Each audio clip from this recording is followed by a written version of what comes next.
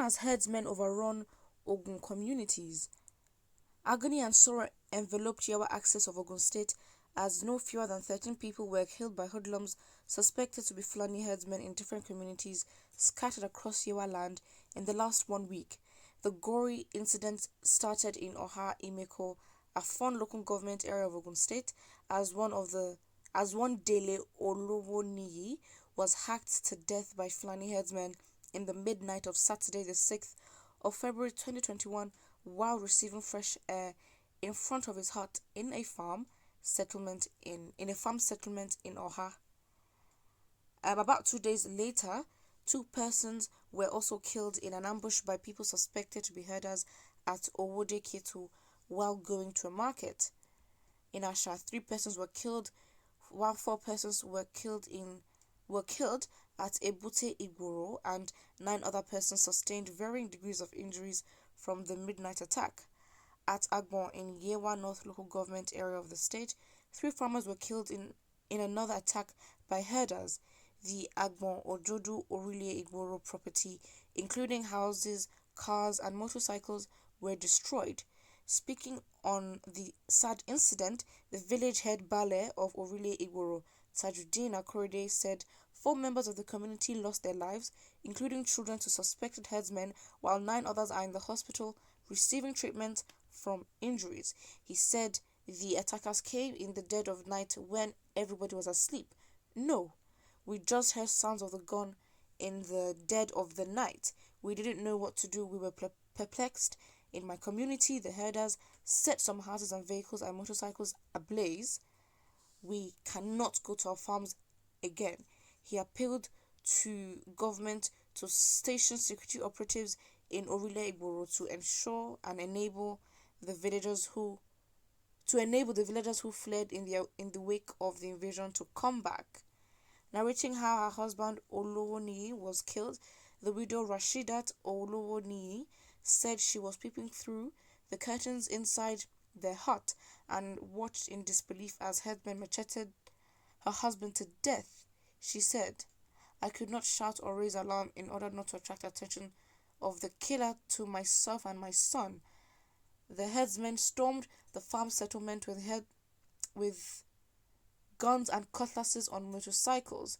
The herdsmen were about 18 in number and stormed the farm at 12 a.m. with 6 motorcycles and started shouting and shooting indiscriminately when they got to the farm in order to scare people. "We had slept that day, but my husband decided to sleep outside. My son and I slept in the room. I was inside when they killed him. They first started shooting. It was the gunshots that woke me up. I opened the curtains slightly and I saw them. They came in 6 motorcycles and 3 people were on each motorcycle. He was dragged on the floor. They beamed torchlight around to see if anybody was watching, but I dodged behind the curtains. I watched as they took his phone and wallet and tied to his waist and ransacked his pockets for money. They spoke full food. That was what made me know that they are Fulani." Rashidat said that her late husband had about 2 months ago complained to the Fulani community after some cattle reportedly ate his farm crops. She, however, said the Fulani community apologized to him. Unknown to them, they planned to attack him later. He challenged the Fulani on why they allowed their cattle to eat his crops. He told them that on his farm, that this was his farm, not in the bush. They begged him about everything, and everything was settled.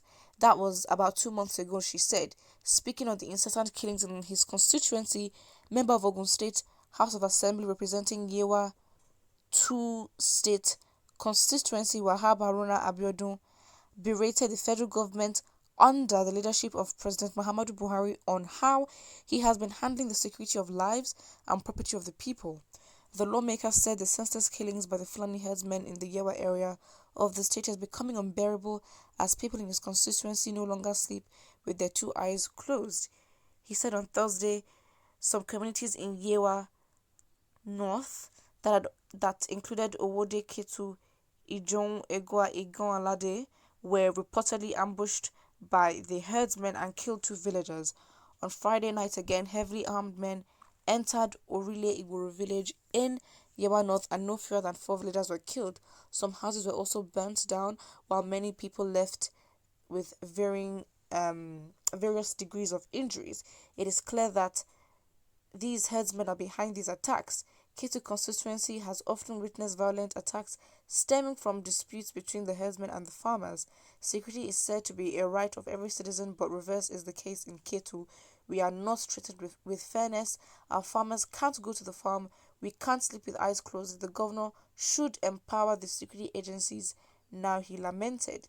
It is sad that no single herder has been arrested since security agencies have been fighting insecurity in my constituency. It is sad that our people in villages in this part of the state have not been able to sleep since last night.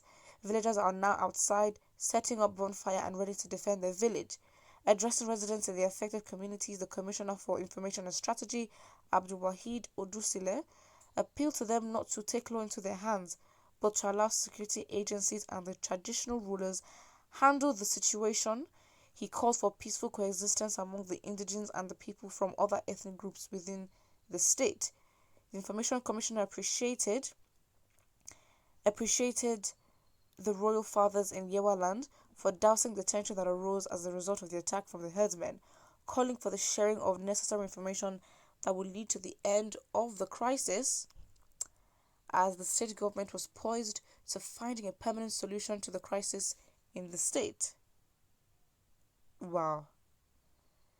And continuing, the Yewa monarch said, "We need Amotekun in Ogun."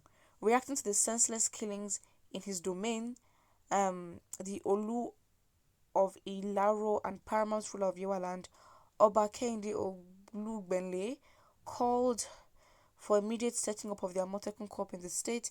He urged the government to involve traditional rulers in selecting its operatives. Who knows the terrain, he said. I want to plead with the governor to commission the Amotekun Corps. When doing this, all critical stakeholders, including the traditional rulers, should be involved in recommending people who know the terrains. Round pegs should be put in round holes, he advised. The monarch also advocated for the inscription of owners' names on each cattle, maintaining that this would help identifying the owner in event of destruction of the farm by cattle. On his part, the Eselu of Iselu, Oba Ebenezer Akinyemi, traced the history of the crisis to cattle feeding on farmers' produce and called for the creation of, quote, grazing zone. On his part, the State Commissioner for Police, Edward Ajogun, noted that policemen had been deployed to the affected areas as government has given security agencies the withdrawal to bring peace into the areas. Wow. This again is absolutely sad. It's getting worse. The tensions are increasing, tensions are rising, and again, if the government continues to keep deaf ears, the people, the actual indigenes of on both sides might react in an explosive way if they're not careful. That is what it is. Put what you think about this in the comment section below, and do not forget to like and subscribe.